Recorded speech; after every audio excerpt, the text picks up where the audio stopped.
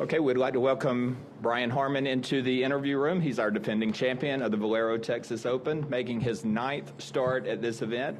Brian, welcome back. If we can get you to take us back to last year, recollections you have of the win, and then how excited you are to defend. Yeah, this week last year really got my year going. Ended up making the Tour Championship. Had a chance at the Open Championship again. So, yeah, it was a big week for me last year. I'd been struggling coming into the week. I feel like my game's in a lot better spot this year, but I love coming here. I'd always loved coming here. Kind of skipped it the off year every now and then. Was super happy to have some success here last year because I really like coming. You're coming off of a T11 at the Players Championship. This is your 399th career start, so 400 next week at Augusta. Is that number, does that scare you a little bit? No, I feel like I'm just getting going. Right. Obviously, that voice creeps in all the time. I'm 39 years old, been out here. It's my 15th year, I think.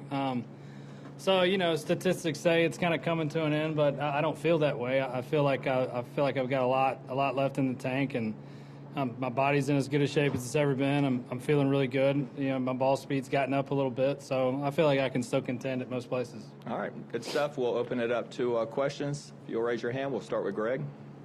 Yeah, Brian, we talked to you, I guess it was about a month ago, and you weren't super happy with your game. It sounds like you're in a much better place now. What sort of changed over the recent weeks?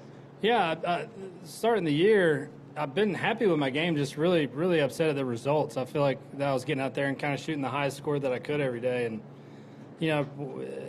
kind of when I got it going, I couldn't keep it going, and when it got going bad, I didn't really have a good answer for it. So it was nice to had a tough first day at the Players and was pretty down, and played the last 3 days pretty well. Had a big day on Friday, so it just finally felt like I kind of turned the corner a little bit, and felt like I've got a little bit better command on things, and I've really had my head down working really hard. So I kind of went for it on 16 at the Players. I could have finished a little bit better if I'd played a little safer, but that's not what we're here to do. Okay. Yep. Yeah. Go ahead, Adam. Brian, what are you working on the most in your game? What's the part of your game that you? Yeah, a lot of mental stuff. A lot of that's been the big focus lately because the ball striking's been there, the short game's been there, and I feel like that. I'm just trying to get a better picture of what I'm trying to do and try not to get so far ahead of myself. When you get into a little bit of a funk or a slump, it's really easy to get out in front of yourself and think about the future a lot. And I'm a victim of that more often than not. So just trying to stay real present and not dwell on stuff too bad and just try to kind of stay where my feet are. Is that working with a mental coach? I've been talking to some people and it's always kind of a self-exploration thing, trying to figure out what works, what doesn't work, and there's a lot of autonomy that gets us to where we are, but at the same time, you don't want to stop consuming information because there might be stuff out there that can help you. So it's a balancing act. Like who do you listen to, and how much do you trust yourself, and trying to figure out what works for you. And have you done that ever before?